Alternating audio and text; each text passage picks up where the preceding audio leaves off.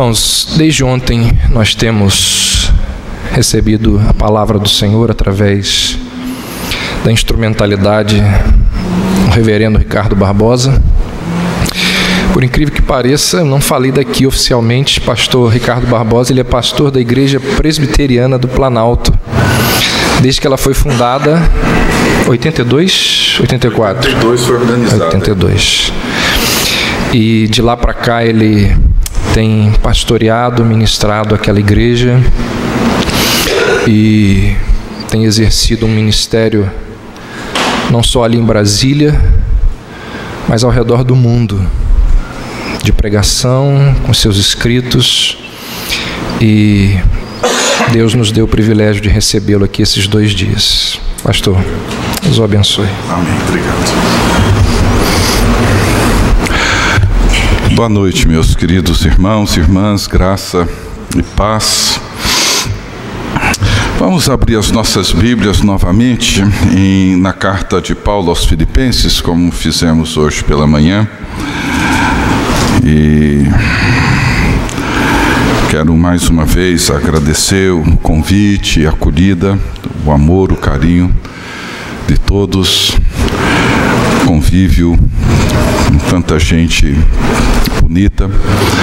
Agradecer, estava falando com o pastor Davi, às vezes é raro ir numa igreja hoje em que a gente consiga cantar todas as músicas, porque são tantas coisas novas, tantas coisas diferentes todos os dias, mas eu me senti tão bem aqui, porque assim, o repertório que se canta aqui é basicamente o mesmo que cantamos lá em Brasília. Me senti muito em casa e espero que os irmãos continuem assim, com essa seleção tão rica, tão extraordinária de músicas tão bem feitas, tão inspiradas, tão inspiradoras. Que Deus continue abençoando os irmãos. Eu gostaria de ler na carta aos Filipenses, no capítulo 1, começando no verso 27 e seguindo até o verso 11 do capítulo 2. Filipenses, capítulo 1, verso 27 até o 11 do capítulo 2. Diz assim a palavra de Deus: Vivei, acima de tudo, por modo digno do Evangelho de Cristo, para que, ou indo ver-vos, ou estando ausente, ouça no tocante a vós outros, que estáis firmes em um só espírito, como uma só alma, lutando juntos pela fé evangélica. E que em nada estáis intimidados pelos adversários, pois o que é para eles prova evidente de perdição, é para vós outros de salvação, e isso da parte de Deus. Porque vos foi concedida a graça de padecerdes por Cristo, e não somente de crerdes nele. Pois tendes o mesmo combate que vistes em mim, e ainda agora ouvis que é o meu. Se há, pois, alguma exortação em Cristo, alguma consolação de amor, alguma comunhão do Espírito, se há entranhados afetos e misericórdias, completai a minha alegria, de modo que penseis a mesma coisa. Tenhais o mesmo amor, sejais unidos de alma, tendo o mesmo sentimento, nada façais por partidarismo ou vanglória, mas por humildade, considerando cada um os outros superiores a si mesmo. Não tenha cada um em vista o que é propriamente seu, senão também cada qual o que é dos outros. Tende em vós o mesmo sentimento que houve também em Cristo Jesus, pois ele, subsistindo em forma de Deus, não julgou como usurpação o ser igual a Deus. Antes, a si mesmo se esvaziou, assumindo a forma de servo, tornando-se em semelhança de homens, e reconhecido em figura humana, a si mesmo se humilhou, tornando-se obediente até a morte, morte de cruz. Pelo que também Deus o exaltou sobremaneira e lhe deu o nome que está acima de todo nome, para que ao nome de Jesus se dobre todo joelho nos céus, na terra e debaixo da terra, e toda língua confesse que Jesus Cristo é o Senhor, para a glória de Deus Pai. Deus bendito, mais uma vez, te agradecemos pela Tua palavra, te agradecemos por teres inspirado Saulo de Tarso, o apóstolo Paulo, a escrever essas cartas que têm servido de edificação, de consolo, transformação, inspiração para o Teu povo ao longo dos séculos. Te agradecemos, ó Deus, e suplicamos para que essas palavras possam nos conduzir mais uma vez para a realidade para a qual elas propõem, para o mundo que elas revelam e apresentam diante de nós. Que o Senhor nos abençoe e nos guarde. É o que te pedimos no nome de Jesus. Amém. Como eu disse hoje pela manhã, nesse final de semana, onde temos procurado refletir e meditar sobre os mistérios da graça de Deus, sobre essa expressão tão rica do Evangelho de Jesus Cristo, que nos mostra esse imenso favor de Deus por nós, essa iniciativa divina em direção a nós, essa ação do Deus eterno, do Deus Criador, que entra no nosso mundo, participa da nossa história, vem ao nosso encontro e nos revela o seu amor, sua bondade, salvação, perdão. Toma sobre si as nossas culpas, toma sobre si o nosso pecado e assume a culpa que nós temos para nos oferecer o perdão e a reconciliação com Deus. E como eu tenho dito, compreender a graça de Deus em termos do seu conceito, daquilo que é possível para nós compreendê-la, não é tão difícil quanto é torná-la evidente na nossa vida, no nosso dia a dia. E a evidência da graça de Deus, a forma como ela se expressa na maneira como nós vivemos, na forma como nós entendemos e percebemos a vida, percebemos nossos relacionamentos, é a maneira como nós demonstramos a nossa compreensão dela. E essa carta de Paulo, essa carta aos Filipenses, que é a carta que mais nos ajuda a compreender o coração de Paulo, essa carta que revela um coração profundamente afetuoso, uma alma grata, alegre. Essa carta que nos ajuda a compreender os valores, aquilo que motivava, aquilo que movia o apóstolo Paulo, que era o desejo que ele tinha de ver Cristo sempre exaltado, e o seu desejo de ver os discípulos de Cristo, tanto em Filipos, que encontrava-se distante da prisão na qual ele se via naquele momento, como aqueles que se encontravam à sua volta em Roma, que ele descreve e chama como sua coroa e a sua glória. Para Paulo, as pessoas, irmãos e irmãs, era o que ele descrevia como sua coroa, sua glória. E ele, como vimos hoje de manhã, escreve essa carta por volta do ano 62, estava preso desde o ano 58, 4 anos preso, 2 anos em Cesareia, 2 anos em Roma, aguardando ser julgado por Nero, o imperador mais sádico e mais cruel que Roma teve e que odiava os cristãos, e ele escreve essa carta, onde ele expõe, demonstra uma atitude, um sentimento, um jeito de ser, uma percepção da sua própria vida que nos impressiona. E a pergunta que fizemos hoje de manhã, e eu continuo repetindo, é o que levou Paulo a dizer as coisas que disse nessa carta.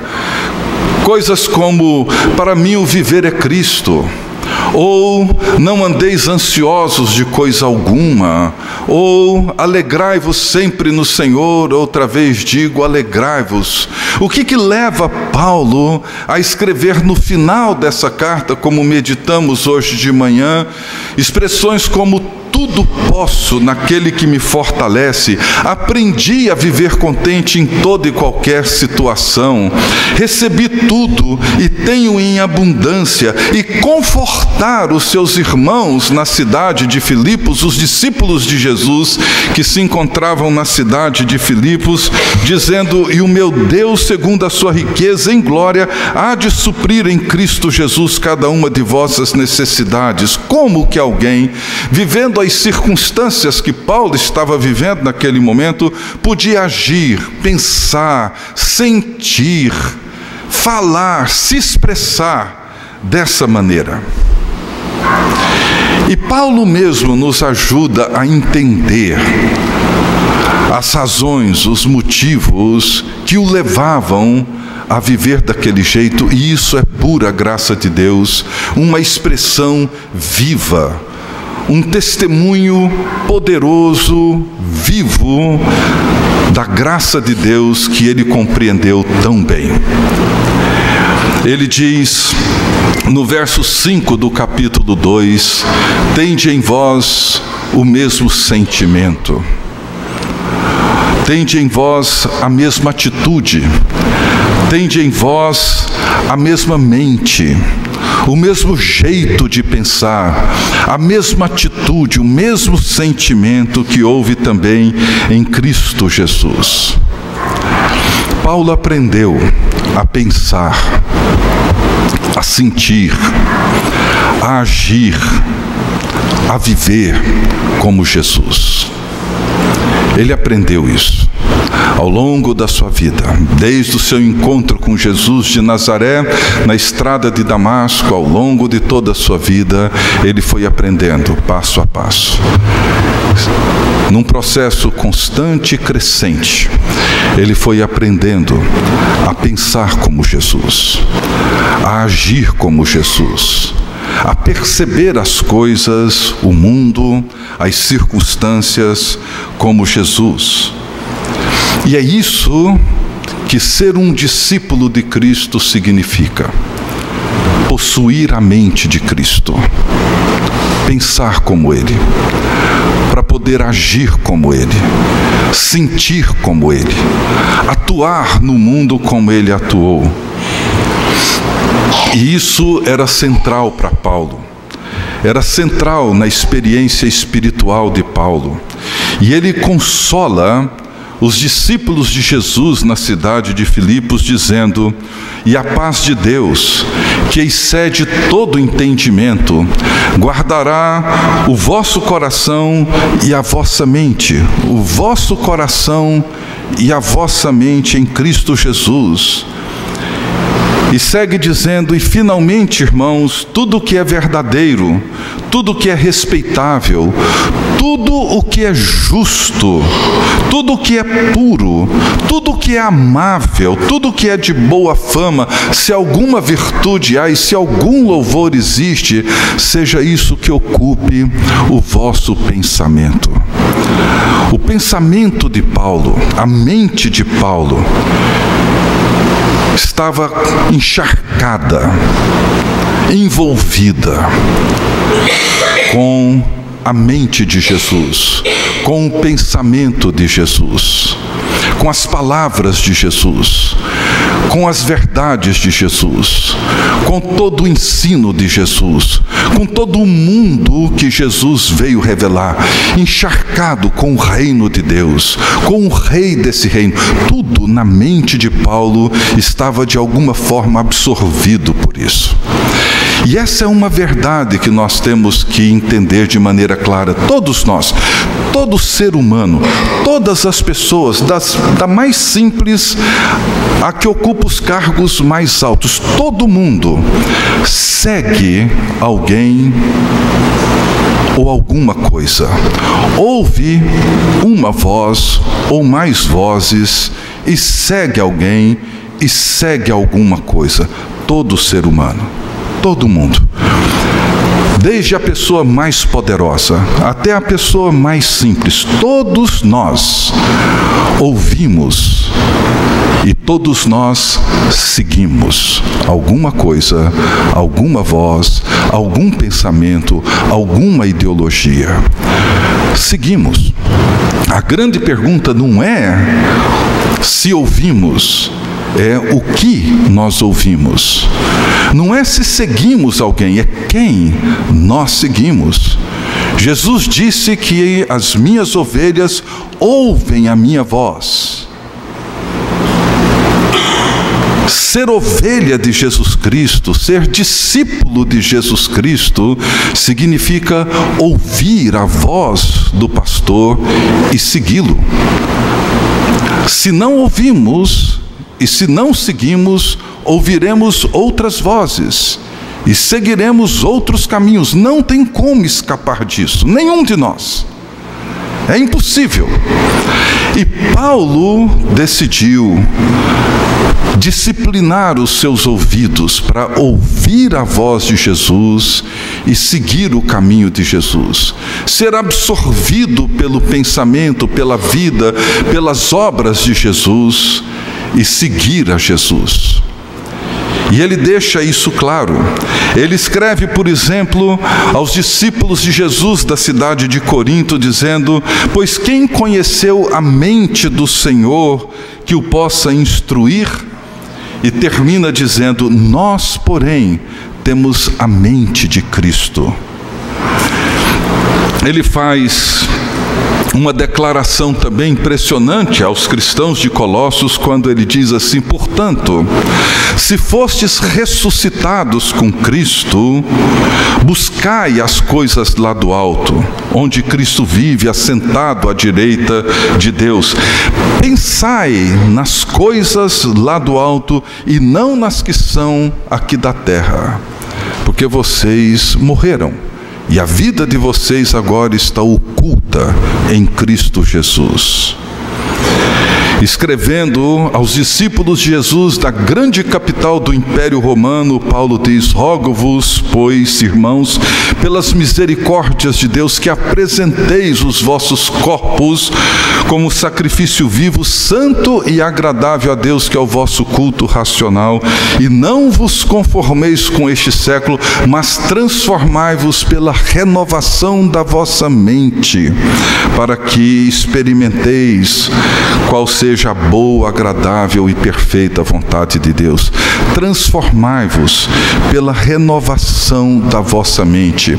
Tenham o mesmo sentimento, tenham a mesma mente, tenham a mesma atitude de Jesus, o mesmo sentimento. Por que isso era tão importante para Paulo? Ele começa este parágrafo que nós lemos dizendo assim: vivei, acima de tudo, por modo digno do Evangelho de Cristo. Essa expressão, acima de tudo, eu não sou um estudioso das línguas originais, mas fazendo uma rápida pesquisa, é uma palavra só no grego, que foi traduzido acima de tudo. A palavra é politeomai, que vem dessa raiz grega de polis, que significa literalmente: vivam como cidadãos da polis do Evangelho. Era isso que Paulo estava dizendo: vivam como cidadãos da polis. Essa palavra era muito importante para os cristãos de Filipos naquela época, porque polis significa uma cidade-estado. É a raiz de palavras como política, polícia, cosmopolita, metrópolis. A polis, ela expressa a vida organizada numa sociedade. é aquilo que oferece a identidade para um cidadão. No primeiro século, as cidades-estado, e sobretudo essas cidades que eram reconhecidas pelo Império Romano e que davam aos cidadãos o direito de serem cidadãos romanos, isso dava a elas um status, uma segurança e uma identidade muito sólida. E essa identidade consistia numa série de elementos, como consiste hoje, numa série de elementos culturais, sociais, econômicos, políticos, envolve linguagem, filosofia, arte, educação, costumes, instituições, todas essas coisas que envolvem a cultura, que envolvem uma sociedade e que dá ao cidadão, seja aqui de Campos, seja de Brasília, seja do Rio de Janeiro, seja de São Paulo, seja onde for, dá a esse cidadão um sentido de pertencimento, dá a esse cidadão uma identidade, determina a forma como o cidadão vive, determina a maneira como ele deve agir, como ele deve pensar, a maneira como ele deve usar o dinheiro, como ele participa da vida social, da vida política, a maneira como ele se relaciona com as pessoas, como ele organiza a sua família, como ele educa os seus filhos. A polis na qual um cidadão pertence ou pertencia definia seus valores, definia as prioridades que ele tinha para a sua vida, seus alvos, etc, etc. Otávio Augusto, o imperador romano, ele deu aos cidadãos de Filipos esse direito de serem cidadãos romanos, e isso representava muito para aquelas pessoas naquela época, representava direitos, representava valores, representava uma cultura.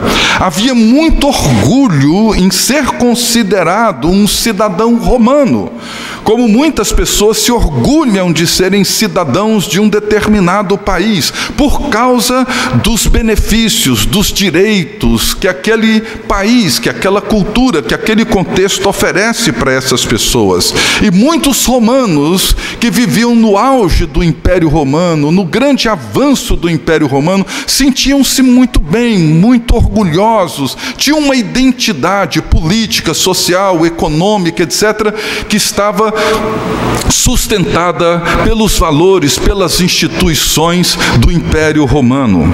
Porém, Paulo exorta os cristãos da cidade de Filipos a terem uma consciência nova de cidadania. Eles são sim cidadãos de Roma e têm todos os direitos como cidadãos de Roma, mas eles são cidadãos de uma outra polis, a polis do Evangelho. Não é apenas a polis romana, eles vivem numa outra cidade-estado.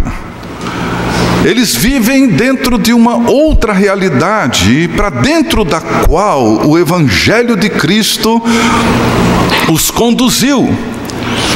Escrevendo aos cristãos na cidade de Colossos, Paulo diz que ele, Jesus Cristo, nos transportou do império das trevas para o reino do Filho do seu amor. E esse império das trevas não é apenas o mundo nebuloso do pecado, mas é o mundo dominado por todos esses poderes e por todas essas forças que estão presentes em todas as polis. Ele nos transportou desse mundo onde a nossa identidade é formada pela cultura, pelos hábitos, pelos costumes, pelas filosofias, pelos valores de uma polis como Campos, como Brasília ou qualquer outro lugar. Ele nos tirou daí e nos transportou para o reino do Filho do seu amor. É a mesma coisa que Paulo diz, como eu comentei hoje de manhã em Efésios capítulo 2, ele diz que nós estávamos mortos nos nossos delitos e pecados. Como estávamos mortos? Paulo usa uma expressão que aparece a primeira vez em Gênesis, no início da criação, quando Deus disse aos nossos primeiros pais que se comessem do fruto daquela árvore que estava no meio do jardim, eles morreriam. E como eles morreram? Eles morreram indo para o exílio, vivendo fora do jardim. O exílio é uma marca do Velho Testamento. Todas as vezes que o povo de Deus era conduzido para o exílio, fosse ele no Egito, fosse ele na Babilônia, não importa, eles estavam vivendo fora daquele mundo que eles criam ser o mundo que Deus havia separado para eles. Um mundo que se caracterizava pela ausência de Deus. Quando Jesus veio, o povo da Palestina do primeiro século vivia o pior dos exílios da sua história, porque embora estivessem na sua própria terra, eles encontravam-se sob o poder do Império Romano. Eram exilados na sua própria terra. E Jesus veio para apresentar essa nova polis, essa nova cidade, esse novo estado, essa nova realidade que ele chama de reino de Deus, que tem um jeito diferente, completamente novo, libertador, transformador de lidar com as coisas que estão à nossa volta. E isso Jesus veio fazer. Muitos não conseguiram compreendê-lo, o que é compreensível, que não entendessem o que ele estava dizendo, porque muitos esperavam um Messias que viesse para libertá-los do poder dos romanos, libertá-los do poder do império, do poder das forças estranhas inimigas que dominavam a Palestina no primeiro século, e esse Messias seria o rei que entraria em Jerusalém, assumiria o trono, o lugar de Davi, e traria de volta para Israel a sua liberdade, a sua dignidade, traria de volta o templo, traria de volta todas aquelas coisas que Israel esperava que o Messias fizesse. E Jesus entra no mundo e diz que vai destruir o templo. E ele chama os seus discípulos e seguidores e diz mais ou menos assim: vocês querem lidar e resolver o problema com seus inimigos, opressores, dominadores? Pois bem, nós vamos resolver esse assunto, mas nós vamos fazer da seguinte forma: ao invés de expulsá-los, ao invés de massacrá-los, ao invés de exterminá-los e mandá-los embora, nós vamos amá-los. Vocês concordam em fazer isso? Ao invés de amaldiçoá-los, nós iremos abençoá-los, perdoá-los, trazê-los para dentro, dar um lugar na mesa e convidá-los para tomarem assento conosco, convidar esses homens e mulheres a se arrependerem, a crerem em mim e viver essa nova realidade, dessa nova polis. É disso que Jesus está falando. É isso que Paulo compreende. E ele chama esses discípulos de Filipos para eles viverem essa outra realidade, essa polis do Evangelho de Cristo. Eles deveriam viver como cidadãos do céu. É o que ele diz no capítulo 3, quando ele diz: pois a nossa pátria está nos céus. Essa é a mente de Paulo. E por causa dessa mente e dos sentimentos decorrentes dessa mente e das ações e das atitudes decorrentes dessa mente, é que Paulo vivia. É por isso que, mesmo preso e mesmo sofrendo as circunstâncias mais adversas, ele dizia que era um prisioneiro de Cristo. Ele dizia que o que ele mais desejava na vida era ver Cristo exaltado. E se as suas algemas estavam contribuindo para isso, ele estava feliz, satisfeito. E mais, ele dizia para essas pessoas: olha, para mim o viver é Cristo, o morrer é lucro. Se for melhor que eu permaneça para o bem de vocês e do Evangelho e da glória de Jesus Cristo, eu fico. Mas se não, eu vou. É melhor, eu não sei nem o que eu vou escolher. Porque por mim, se eu tivesse que tomar essa decisão, eu preferiria ir e estar com meu Senhor. Mas se por alguma razão Ele achar melhor que eu permaneça com vocês, eu permaneço, mas eu nem sei o que eu vou decidir, não sei o que seria melhor. Porque para Paulo, essa consciência de que ele havia se tornado cidadão de uma outra polis, a polis do Evangelho, não a polis romana, mas a polis do Evangelho, mudou completamente a percepção de Paulo, seus sentimentos, suas ações, seus valores, sua cultura, suas prioridades, mudou completamente tudo. E o que significa para nós hoje, aqui em Campos ou em Brasília, viver essa realidade? Eu queria destacar 3 coisas e depois concluir com vocês. Em primeiro lugar, significa viver sob tensão o tempo todo. Veja o que Paulo diz no verso 28, ele diz: e que em nada estáis intimidados pelos adversários, pois o que é para eles prova evidente de perdição, é para vós outros de salvação, e isso da parte de Deus, porque vos foi concedida a graça de padecerdes por Cristo, e não somente de crerdes nele. Paulo vivia essa tensão. Se por um lado ele era um cidadão romano, com todos os direitos e todas as prerrogativas que um cidadão romano tinha, e ele fazia uso disso, ele tinha consciência disso, ele tinha consciência dos seus direitos, apelou para eles, fez uso deles, isso não era o problema. Mas o que Paulo tinha, e que era mais claro e mais evidente, era a consciência de que ele era, sobretudo, um cidadão do Evangelho de Jesus Cristo. A polis romana, ou a polis de Campos, ou a polis de Brasília, tem em muitos aspectos grandes e irreconciliáveis contradições com a polis do Evangelho. E é por isso que Paulo diz: viver acima de tudo, de modo digno, não da cidadania que temos em relação às cidades que nós vivemos, mas sobretudo em relação à polis do Evangelho.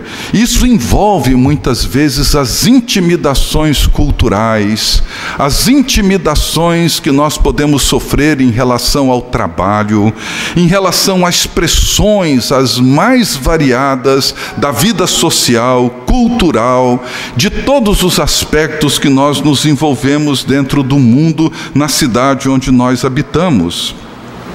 Mas veja bem, Brasília, como Campos, como Rio, São Paulo, qualquer outra cidade, procura ditar o jeito que nós devemos viver, o jeito que nós devemos criar os nossos filhos, o jeito que nós devemos lidar com o nosso dinheiro, o jeito que nós devemos lidar ou entender a sexualidade, o jeito que nós devemos trabalhar os nossos valores sobre sexualidade, sobre santidade, sobre política, sobre economia, sobre vida, sobre relacionamentos.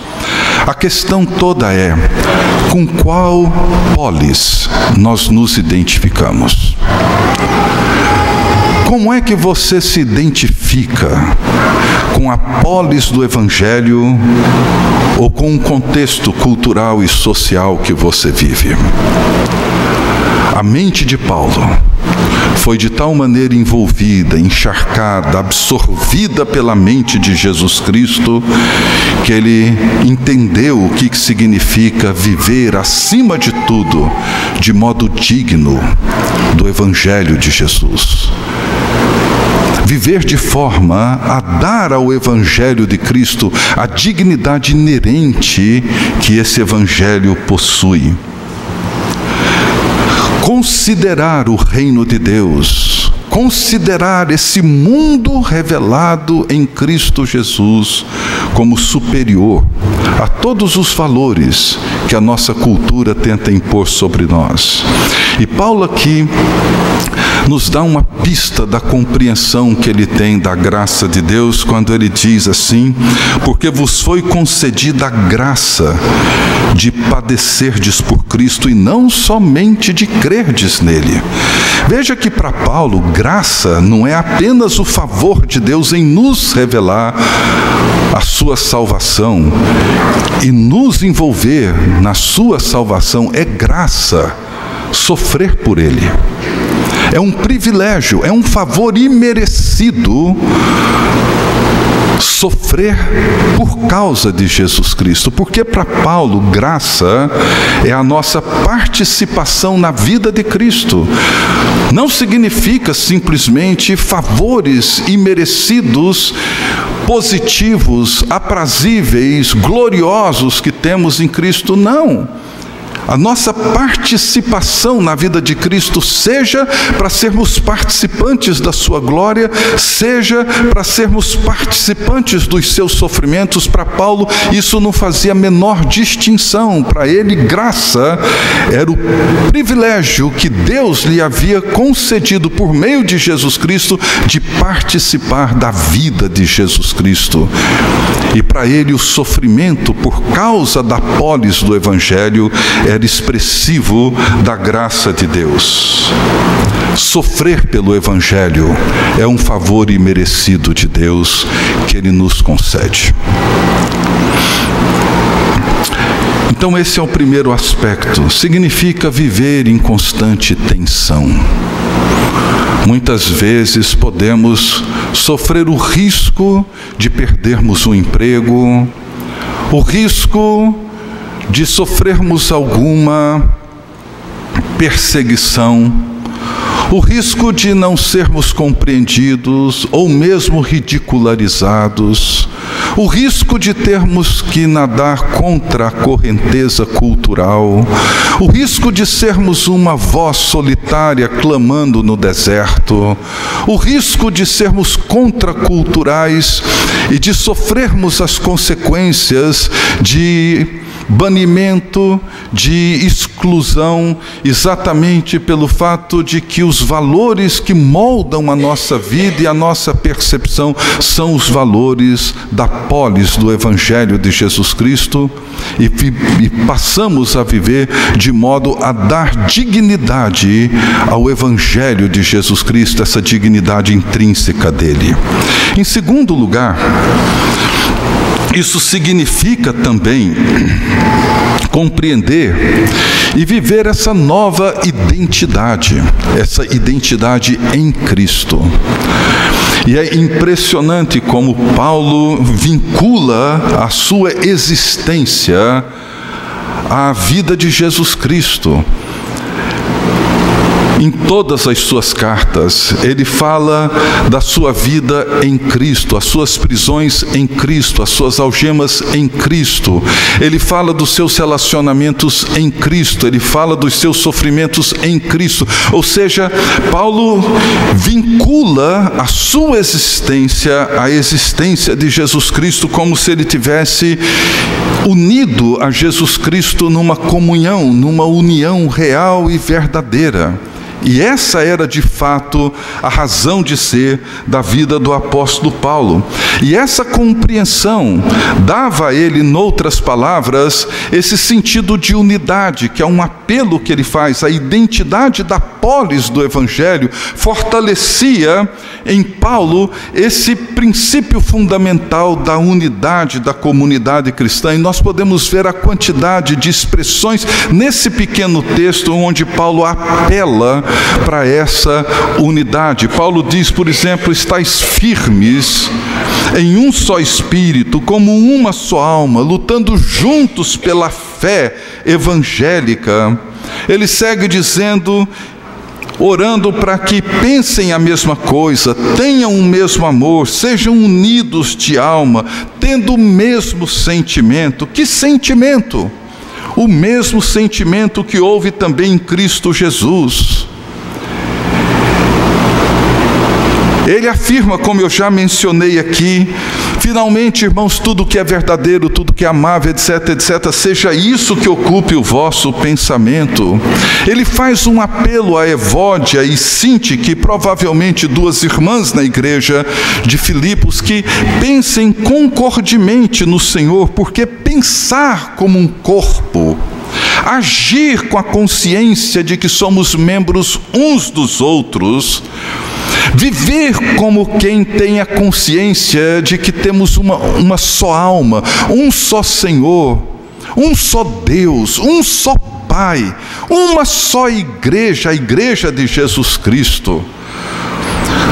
O pastor e escritor Stuart Briscoe, num dos seus livros, ele escreve uma coisa interessante, tentando explicar esse princípio de Paulo. Ele diz assim, que o Evangelho tem o poder de nos transformar e nos incluir no mesmo corpo, como numa sinfonia. Todos os membros da sinfonia não tocam o mesmo instrumento, nem todos tocam a mesma nota. E o mais importante, nenhum toca a sua própria composição. O que eles fazem é tocar com a mesma partitura, sob a direção do mesmo maestro.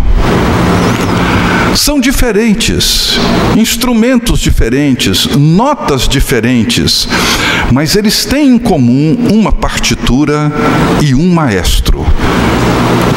E isso é que dá o princípio da unidade, ou seja, a unidade é a forma como nós testemunhamos para a cidade de Campos que existe apenas um único Senhor, que existe um único só Deus.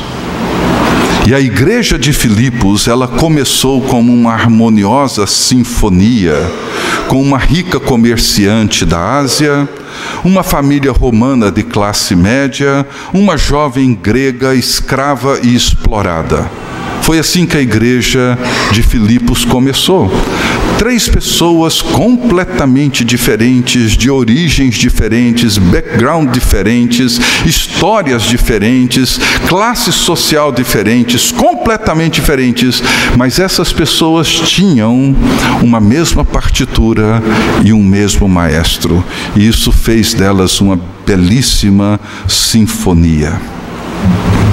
É claro que depois de algum tempo, os instrumentos começaram a desafinar, alguns começaram a querer tocar por iniciativa própria, inventando o seu próprio ritmo, e isso traz uma desarmonia na sinfonia, e o trabalho de Paulo é trazer essa sinfonia, esses músicos, de volta à mesma partitura e ao mesmo maestro. E por fim,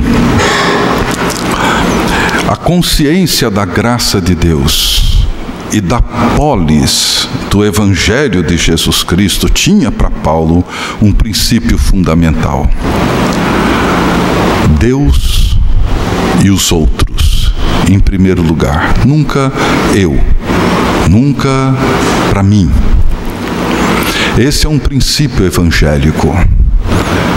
Há um tempo atrás, numa série de pregações que eu fiz sobre a oração do Pai Nosso, uma razão pela qual eu fui despertado e peguei o interesse em expor esse tema tão conhecido, tão comum, todos nós sabemos de cor essa oração, mas me chamou a atenção a estrutura dela, e me chamou a atenção o fato de que, embora temos ali a oração que Jesus nos ensinou, eu fiquei me perguntando por que nós insistimos em não orar do jeito que Jesus nos ensinou a orar. Fiquei me perguntando onde é que nós aprendemos a orar se não foi com Jesus. Porque aquela oração é a resposta de Jesus a um pedido dos seus discípulos que se aproximaram dele e disseram: Senhor, ensina-nos a orar. E Jesus os ensinou a orar daquele jeito. Não uma oração para ser repetida como um mantra, mas ali tem a estrutura da oração que Jesus nos ensinou a orar. Quando nós olhamos os pronomes dessa oração, é teu, teu, tua, nosso, nossas, nossas. Não tem meu. não tem para mim. Não que isso seja um problema ou seja errado, mas é uma oração que começa com a agenda de Deus, não com a nossa. O nome de Deus, o reino de Deus, a vontade de Deus. E ela segue com a agenda do povo de Deus. Isso deu a Paulo um princípio fundamental na sua compreensão do sentido dessa unidade da igreja. Deus em primeiro lugar e os outros. Essa é a estrutura da oração, essa é a estrutura da vida e da cosmovisão de Paulo. Deus e os outros. E é assim que Paulo faz. É essa forma como nós podemos viver de modo digno do Evangelho. Essa é a forma como nós expressamos que estamos pensando, agindo e sentindo como Jesus Cristo. Paulo diz, por exemplo, nada façais por partidarismo ou vanglória, mas por humildade, considerando cada um os outros superiores a si mesmos. Considerando cada um o outro superior a si mesmo. Essa é a expressão real, viva da graça de Deus. Jesus é aquele que, sendo Deus, decidiu não agir como se o fosse, sem nunca ter deixado de sê-lo.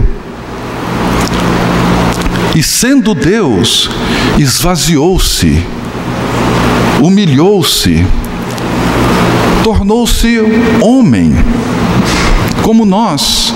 E sendo homem, nunca agiu como se fosse o maior e o mais importante.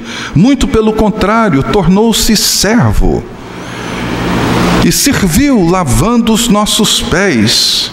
E sendo o menor de todos os servos, ele foi obediente a Deus em tudo, até a sua morte, morte de cruz. E por causa disso, Deus o exaltou e lhe deu um nome acima de todo nome. Jesus desceu,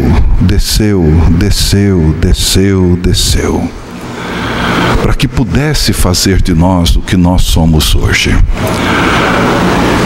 Mas o grande dilema que vivemos é se Jesus, sendo Deus, tornou-se servo e um homem, nós insistimos a vida toda para nos tornarmos deuses e pessoas poderosas, dominadoras, controladoras. É o que queremos ser. E com isso dividimos, rachamos o corpo de Jesus Cristo. Paulo diz, não tenha cada um em vista o que é propriamente seu, senão também cada qual o que é dos outros. Paulo, nessa carta, quando ele procura alguém desde a prisão para enviar até a igreja de Filipos, ele encontra Timóteo. E ele dá um depoimento de Timóteo que é impressionante quando ele diz assim, porque a ninguém tenho de igual sentimento que sinceramente cuide dos vossos interesses. Todos os outros buscam o que é seu próprio e não o que é de Cristo Jesus. Ele viu em Timóteo alguém que compreendeu a graça de Deus e disse, Timóteo é uma pessoa que eu quero mandar, porque é alguém que entendeu a graça de Deus. Ele não está preocupado em se realizar, em se autoafirmar, em fazer alguma coisa que dê a ele algum status, algum sentido, não. Ele está aqui para poder servir a vocês. O grande desejo, o grande compromisso, a grande paixão de Timóteo é servi-los, e eu pretendo mandá-lo até vocês. Então, o que Paulo está dizendo é que essa mente de Jesus Cristo, ela muda completamente os nossos valores e a nossa cosmovisão. E quando nós entendemos que não somos simplesmente cidadãos da polis de Campos, mas somos cidadãos da polis do Evangelho de Cristo, e é essa polis que molda o nosso caráter e os nossos valores, nós entendemos o que significa possuir a mente de Jesus Cristo. E nós temos que nos perguntar: nós que fomos batizados em Cristo Jesus, estamos vivendo nessa cidade como cidadãos do céu, como cidadãos que honram e dignificam o Evangelho de Jesus Cristo? Estamos nos relacionando uns com os outros, particularmente dentro da comunidade da fé, considerando sempre os outros superiores a nós mesmos, buscando através da humildade e da mansidão de Jesus Cristo, nos ocupar com o bem do nosso próximo, antes de nos ocuparmos com o nosso próprio bem, começando, quem sabe, dentro de casa, você, marido, esposa, estar atento para a necessidade do seu cônjuge, antes de preocupar-se com a sua própria. Estamos lutando juntos pela mesma fé, com o mesmo propósito. Estamos vivendo nessa polis chamada Campos, com a mente moldada pela mente de Jesus Cristo e pelo Evangelho que Ele nos revelou.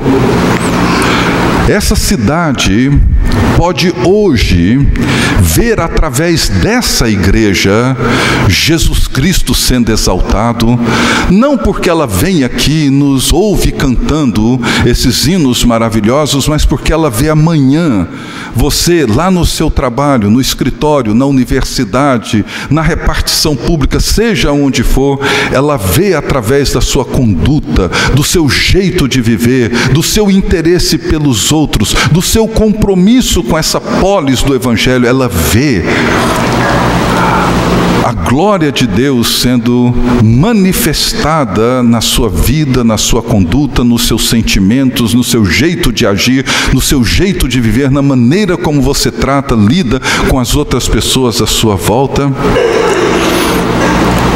Nós temos que nos perguntar pela nossa cidadania. Essa é a nossa identidade.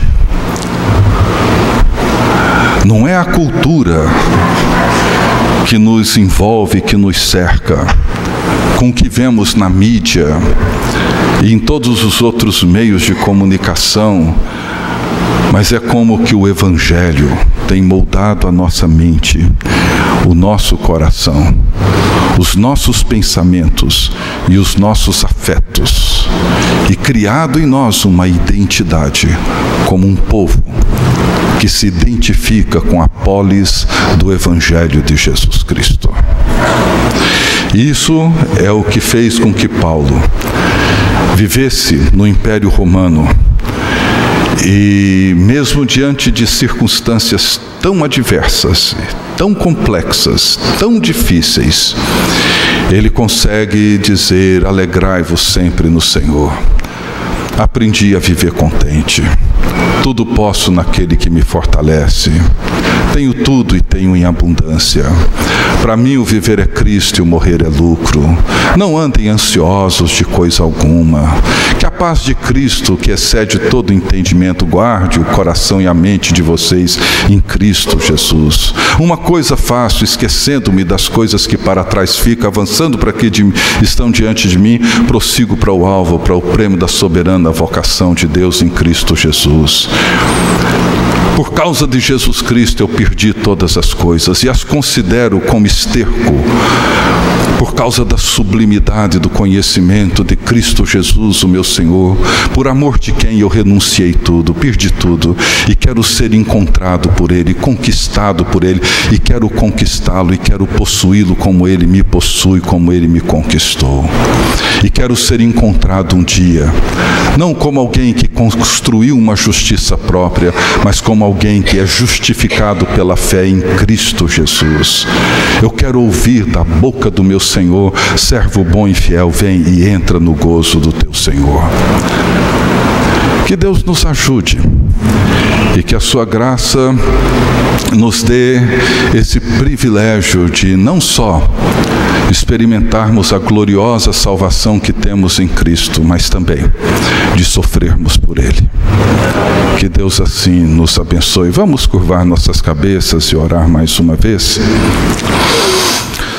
Deus bendito, nós te agradecemos, te louvamos por tão grande salvação, por ter nos revelado essa realidade tão gloriosa, essas verdades tão poderosas e libertadoras.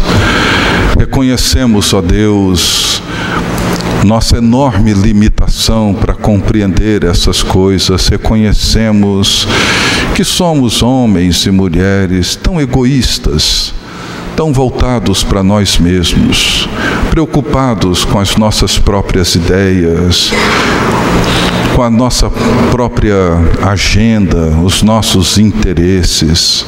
Ó Deus, nosso desejo e súplica nessa noite é que o Senhor mais uma vez nos converta para Ti, de tal forma que a nossa mente seja moldada pela mente de Jesus Cristo, que tenhamos o mesmo sentimento que houve em Cristo Jesus, que tenhamos, ó Deus, esse desejo sincero de olhar e considerar e reconhecer os outros, começando com o nosso cônjuge, nossos filhos, nossos pais, aqueles que estão próximos de nós, como superiores a nós mesmos.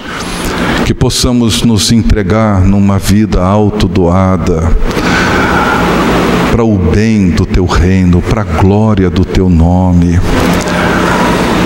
para o crescimento daqueles que estão à nossa volta, para a edificação do corpo de Jesus. Perdoa-nos, ó Deus, porque tantas vezes o nosso egoísmo, a nossa vaidade, a nossa soberba tem causado tantas rupturas na Tua igreja, tem fragmentado o Teu povo. Ó Deus, perdoa-nos. Permita que sejamos capazes de olhar para a Tua igreja como o Senhor mesmo a olha e contempla, com a mesma compaixão, com a mesma misericórdia, com a mesma paciência, com o mesmo amor, com a mesma entrega. Abençoa-nos, ó Deus, abençoe essa igreja, esses irmãos e irmãs tão amados e preciosos para Ti, para que essa cidade possa compreender o valor, a grandeza, a beleza do Evangelho de Jesus Cristo. Abençoe, ó Deus, o pastor, a liderança dessa igreja. Derrame sobre todos a Tua graça e permita, ó Deus, que sejam participantes dos sofrimentos de Jesus Cristo. É o que nós Te pedimos, em nome do nosso Senhor e Salvador. Amém.